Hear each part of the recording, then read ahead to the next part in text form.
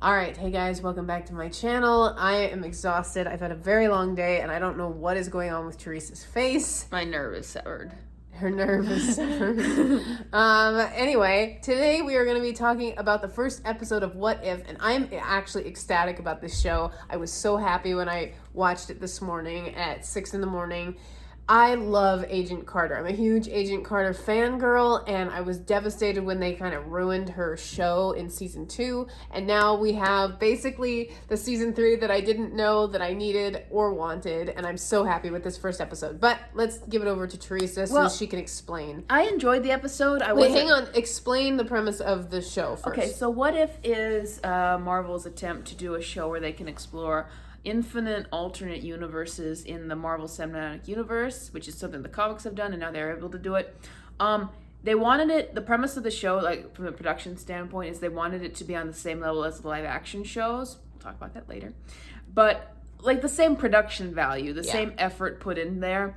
But they couldn't, this show was just too big and too big a scope to be able to afford to do that, so they made an animated show. And more, if anyone has watched... They've spent a lot of money on this show, obviously. Yes, if anybody has seen my video that's going out tomorrow, as of this recording, about it, I've said that Marvel animation has been terrible for the last, I'll just say, 10 years. I think Earth's Mightiest Heroes was the last time that it was big. I think that show that was 2010. Was produced by Disney, but that show ran from 2010, 2011, 2012, I think. And they canceled it because they wanted to have, similar to what Marvel did with canceling the Netflix shows and going to this, is they wanted to have more control over what the animation was and how it related to the MCU. But their shows just sucked all the quality out of there. Like horrible animation, no story, no character, specific... It's making me choke. Like specifically aimed not at anyone who's going to enjoy a story, like basically something to advertise Marvel more, like just something to play in the background to advertise Marvel more. They had they had so many of these shows. There was Avengers Assemble, there was Ultimate Spider-Man, Hulk and the Agents of Smash. Recently there was a new Spider-Man show just called Spider-Man, which had some of the worst animation I've ever seen. Just really horrible. So now leading into our review, the animation, even though I'm not the kind of I'm here for the story and the characters. Usually the special effects are not an issue for me, but the animation is probably the best part of the show. Additionally, the story and the character development is great as well, but the animation definitely takes the cake. Marvel went all out on this one. It's beautiful to look at. It's not your typical, I don't know, 3D kind of Clone Wars look, which has kind of taken over a lot of TV shows, at least the ones that I've watched recently. It's very comic booky. It looks like a graphic novel. Yeah, I love it. It's amazing. It's a mixture of 3D graphics and 2D animation, which is what they started traditionally with Tangled. I usually don't like it when you kind of have the bit more of a vague outline of characters. Like, I could describe it a little better, but when it's a little more transparent is kind of the word I'm looking for, but it's a little more shiny. I'm sure other people could explain what this kind of animation is better than I could. Yeah. But I usually don't like that. They did this with a show called Iron Man Armored Adventures, and that's part of the reason why I didn't enjoy that show as much. It didn't have much detail. Didn't have much detail to the animation. This does have detail because they're mixing it with the 2D. Like there was an interesting part I saw where Captain Carter is running from bullets, and she's 3D, but you can see the bullets hit the wall, and then there's like some 2D rubble coming down, and so I really like that. It's really nice to look at. Yeah, I was ecstatic over that. Was the first thing that hit me right in the face was the animation is on point on this show. Now going over to story and character, which are obviously the things that I harp on all the time. I thought the story was great. It connects in with the original Captain America story, but it branches off in the way that the Loki show tried to do things and utterly failed. So, top notch on that. And then the other thing is regarding character development and characters. One thing that I was worried about, because this first episode is about what would happen if the roles were basically reversed in Captain America and Peggy has to become Captain America, and then they also make it so that Steve Rogers becomes a version of Iron Man.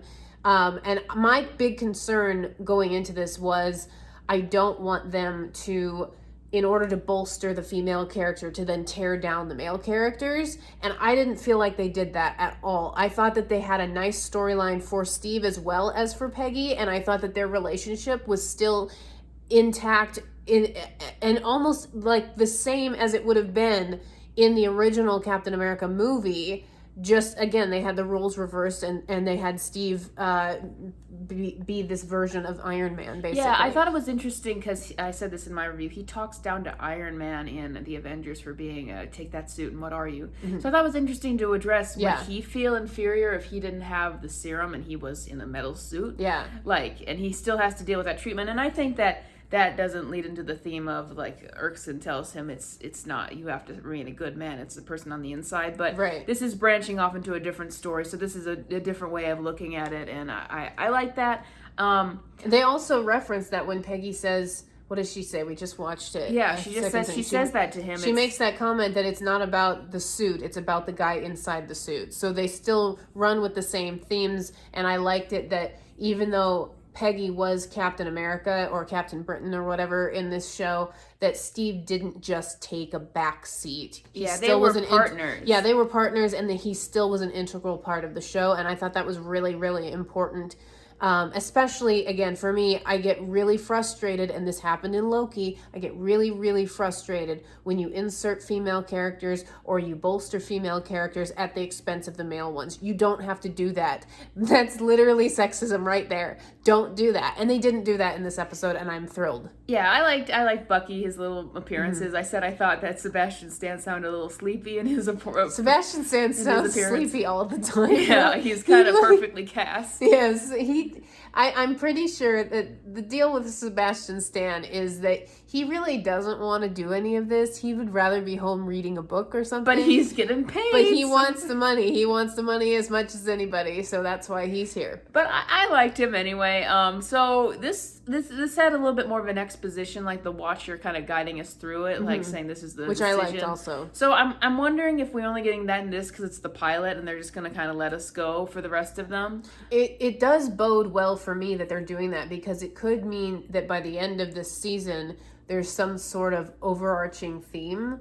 But I don't need that, but that would be interesting if they did it right. But now Theresa's also mentioned to me that they have a season 2 in the works, and I hope that it's also just as good. Yeah, and here's some interesting, so this original season was supposed to be 10 episodes, and then because of COVID, they had to shut down their production and restart it. So the 10th episode is going to be episode 1 of the season 2 now. Okay. And this one's 9 episodes, and the 10th episode's coming later. So I'm wondering if there's something integral in that episode. It'll be interesting to see. Perhaps there's a cliffhanger at the end of this one, which Marvel is very fond of doing, and I'm kind of sick of it.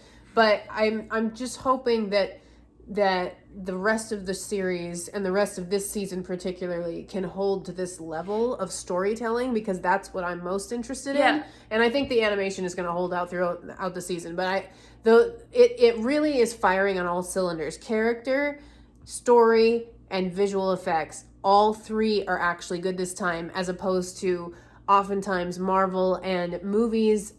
The movie industry as a whole focuses solely on visual effects and couldn't care less about story and character. Yes, there is a cat. Anyway, there's a cat behind my head. Yes. But anyway, what I was going to say is I'm looking forward to, there's an episode, Gamora becomes the new Thanos, which was what Thanos' intentions were if he was ever to move on. Yeah. And then there's a Spider-Man gets the powers of Doctor Strange. There's what if Thor didn't go on his redemption arc.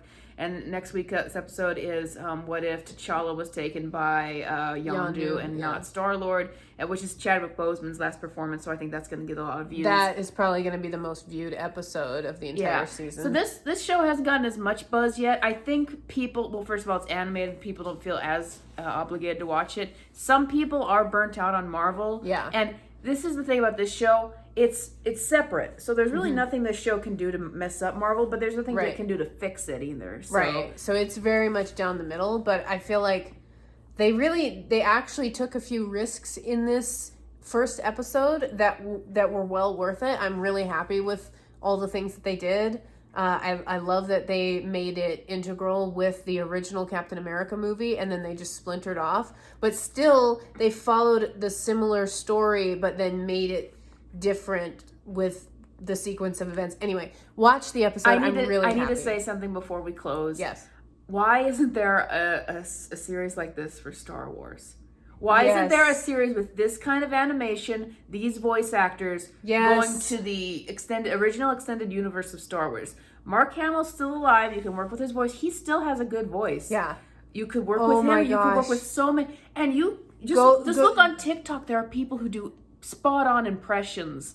I know. The prequel Star Wars cast and the classic Star Wars cast. There should be a series like this for the expanded universe. They now call it Legends, but it was originally called the expanded universe. It was the original canon for what happens after the original Star Wars movies. I'm reading the books right now. They're fantastic. They're incredible. Why? Why isn't there a series? This animation would work perfectly for Star Wars. It would. Because Star Wars is a comic book series as well as Marvel. Yeah. I have some of the comics.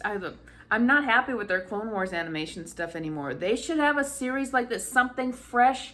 I mean, fresh for Star Wars, not Disney Star Wars. I mean, going back and getting Mara Jade and all those characters. Oh, Mara Jade. There has never, except for the holiday special of Star Wars, there has never been an animated show of the original Star Wars cast, and there needs to be. I don't see the harm it could do at this point. I know. It would be incredible. Please, please, please make that happen. Disney, I know you're not watching, but we know Kobe is probably watching this. Kobe, you tell your people at Disney that I'm sure you have somewhere behind the scenes. Anyway, all I'm saying is Theresa's 100% correct. They should do this for Star Wars, and it'll make the fanboys go crazy, and this is what needs to happen. Anyway, so thank you guys for watching this video. If you like the video, please smash the like button, hit the subscribe button, spit in the spittoon on the way out, ring the damsel in distress. The damsel in distress. I don't know. And comment below what you guys thought of this video, and I will talk to you guys on the next episode.